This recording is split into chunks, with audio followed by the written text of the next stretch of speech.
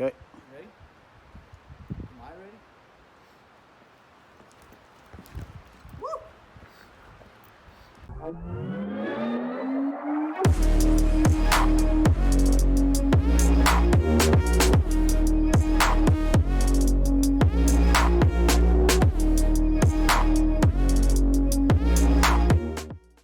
Good morning everyone, and welcome back to another episode of Maximize Minimal Living here on Coastal Trails Media. And today we're gonna try and attempt one of the craziest rappels I've ever done in my entire life.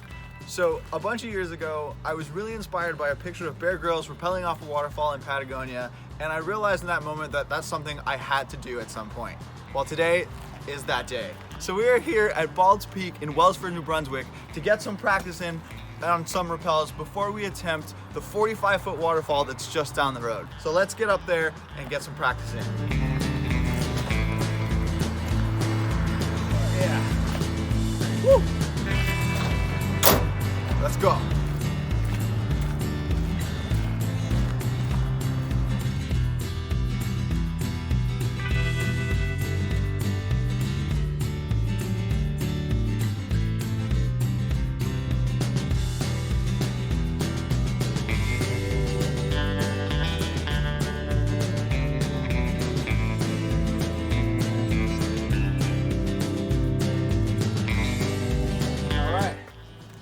Made it to the wall, so this is where we're going to practice all of our rappelling, but let's check out the top first.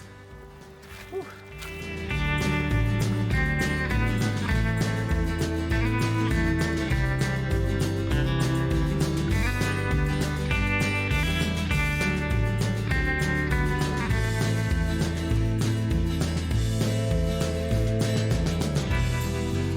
All right.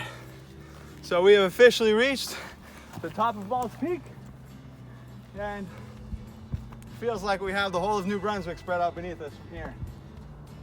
In the fall is the best time to come. All the leaves are changing color, and it's just beautiful.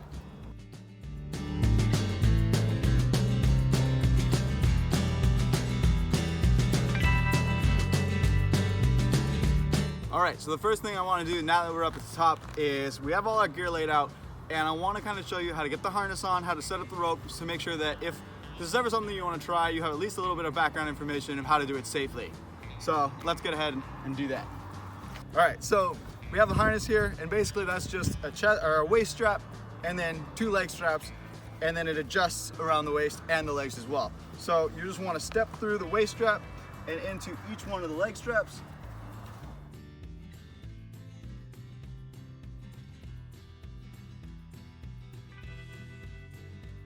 Tighten down the legs. I like to do that first.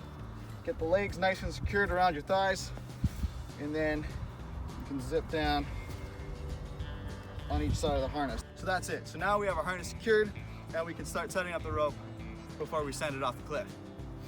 All right, so the first thing we're gonna wanna do is find the middle of the rope. And with most climbing ropes, that's pretty easy because it's marked by this little black mark in the middle. So you know that that's the middle, and that's where we're going to tie off to or from. The other thing we want to do is we want to go through the rope and make sure there aren't any knots or wads that would get stuck while we're rappelling. So for demonstration purposes, we're just going to use this metal bolt that marks the center of the mountain, and we're going to take our center and we're going to put it through that point. So now we know that we have equal amounts of rope on both sides. The other thing we're going to want to do is we're going to want to put a knot in each one of our ends, so that worst case scenario, if we were to misjudge the length of our rappel, we're not going to rappel off the end of the rope. Now, that's actually a pretty common climbing mistake, and how a lot of people die doing this is they misjudge their rope, and then they haven't put safeties in, and they end up going right off the end and falling. So here we have our locking carabiner and our ATC, which is actually going to let us rappel. So this device creates friction in the rope that actually allows us to control our descent instead of just plummeting to the bottom. So the way we want to do this is obviously you open your carabiner and you put it through the belay loop, and then eventually you're going to want to lock that down. But first we're going to want to take our actual rope, gets a little bit of slack, and here you can see that we have 2 strands, and there are, conveniently enough, 2 holes. Each one of those strands is going to go in one of the holes, push it all the way through, so that you create basically 3 loops. You have the rope, the actual ATC, and the rope. And so then your carabiner goes through all 3 of those, and you lock that down. As long as I keep tension on this back rope, it bites into the ATC and I won't go anywhere. I can lean back and be completely fine. When I do want to move, I just slowly let go of that grip and the rope starts to run and I can descend. So when most people rappel for the first time, they're super nervous, which makes sense. I mean, you're dangling over a 40, 50, 100-foot cliff. And so what tends to happen is people will get nervous and they like to stay close to the rock. The problem with this is if you stay too close to the rock, there's the potential for your feet to slip out from underneath you. Bang, you slam your face in, which we don't want to do. So it's important to actually lean out and away from the rock, because then you actually have force pushing against it that keeping you up and keeping you safe.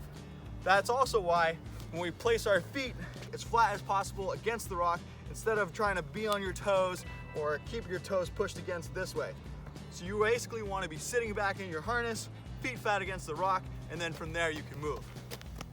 All right, so now that we know how to set up and how to rappel safely, let's go to the cliff and actually do it.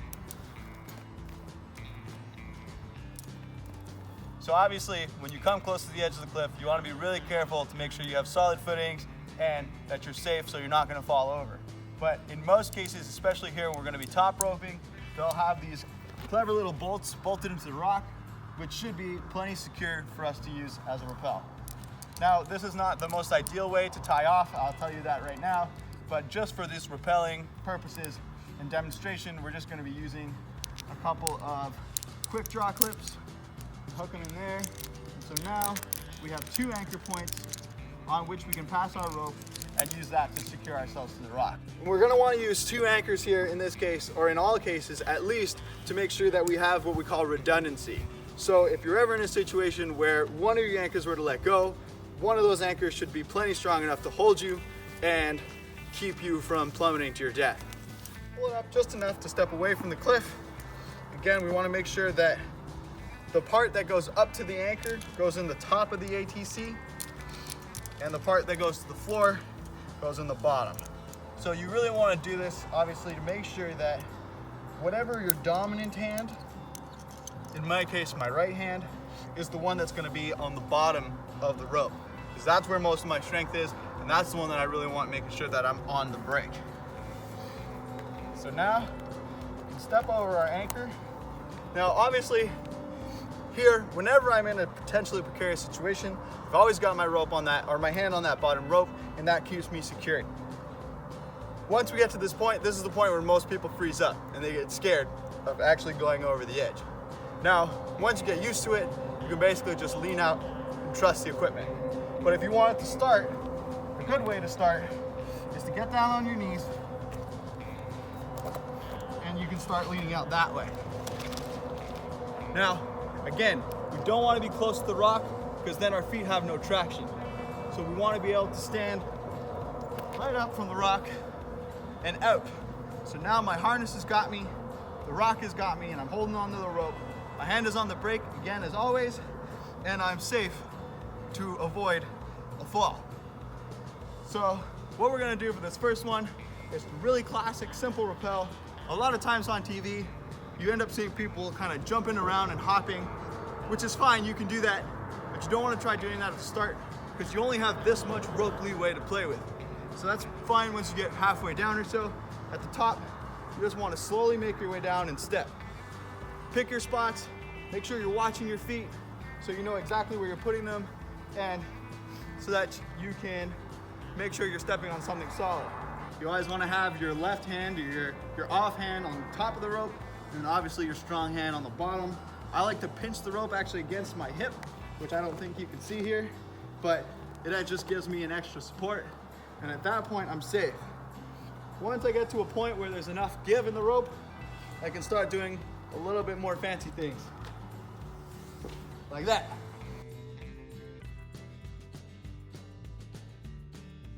And once we get to the bottom, we want to pick our landing spot, and we want to go for it. So from here, it's not really ideal. There's a bunch of big rocks. I'll pick kind of the flattest one and I'll land. Just like that, we've accomplished our first rappel.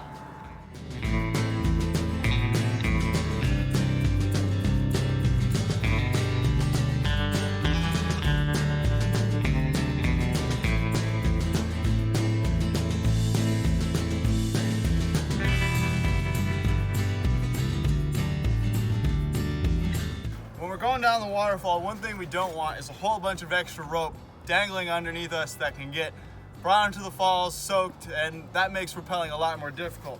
So what I'm gonna try and do now is actually set it up in a way where I can bring the rope down with me. And so the only part of it that's exposed is the part of it that's above me and not what I have to hold on to below. That it should be able to just give me rope as I need and hold all the rest of it, hopefully without getting it tangled. Because that's really where the issue could be. If the rope gets tangled in the pack, it is going to make it much more difficult to actually make it to the bottom.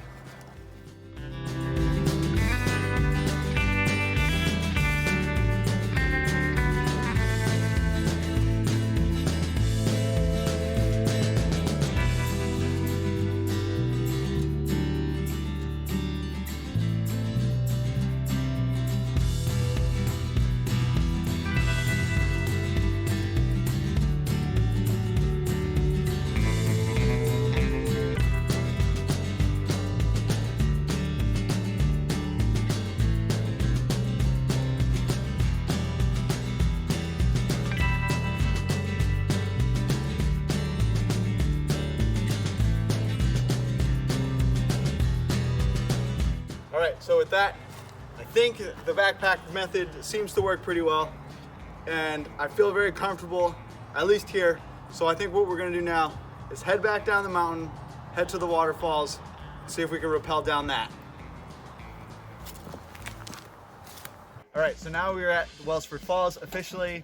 We're all packed up, we've got the wetsuit in tow, and we're about to send it off this 45-foot waterfall.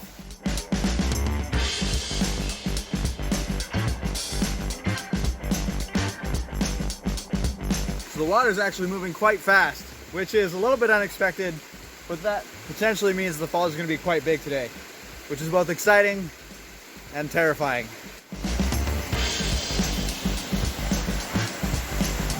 All right, so in case you can't hear it behind me, we've officially gotten to Welsford Falls, and we spent a little while scoping it out, trying to figure out what the best way to attack this 45-foot mammoth is.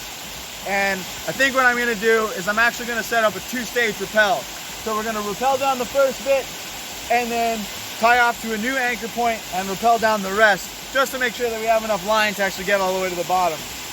And all I'm gonna do is go around the base of the spruce tree, like that, and then use the carabiner to lock those two together. And then once we get back with the rope, we'll pass the rope through there, as well as through this other one.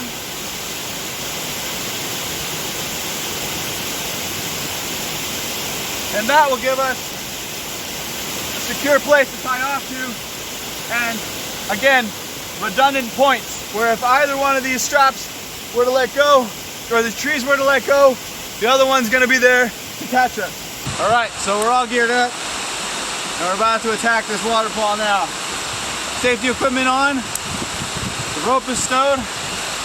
Let's give it a go.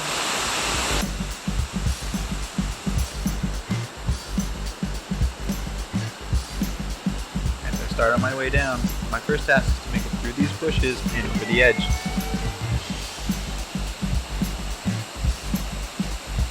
The first piece is pretty straightforward and I managed to make it down without much difficulty. However, the next piece consists of an overhang which prevents me from actually seeing the bottom.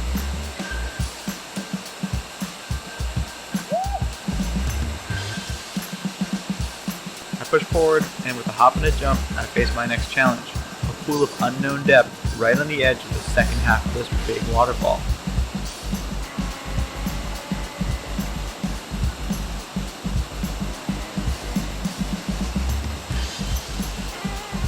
Luckily enough, it's only knee deep and I can make my way out and over to a secure ledge to assess the situation and plan my next move.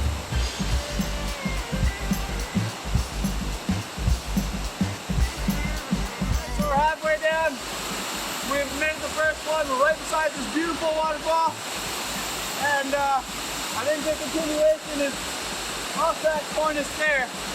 So we gotta pull the rope down, set up a new anchor, and then send the second half. All right, so we're gonna hang up, go up to this tree, and set our anchor off of that for this next rappel.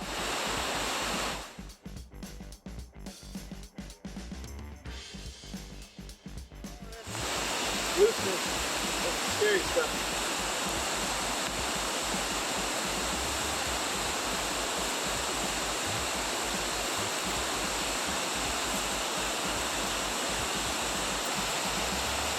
All right, so I'm locking in now for the second half.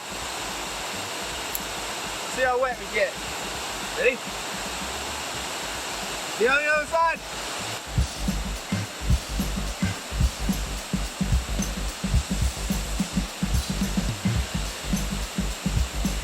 Second half is instantly more technical as the spray from the waterfall makes the rocks slippery underfoot. As I inch my way closer to the falls, my rope actually pulls me back away from it. I readjust and press forward. However, I quickly realize that it's now or never to take advantage of this wonderful place, and I lock off on the rope and head straight into the falls. The water's thundering down and you can't hear or see anything, but it's a pretty cool experience to have dangling 15 feet in the air in the middle of a waterfall.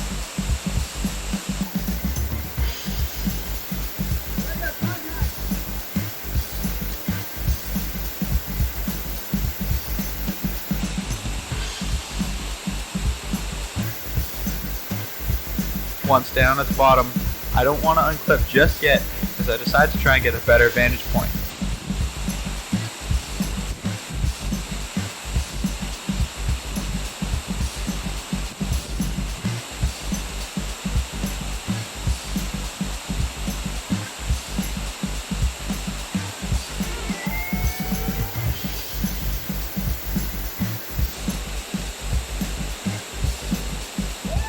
All of a sudden, I'm neck deep in freezing water and being pushed by the current downstream.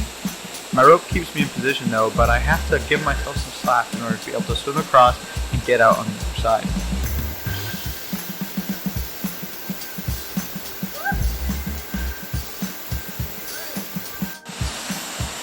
Alright, so we made it down to the bottom.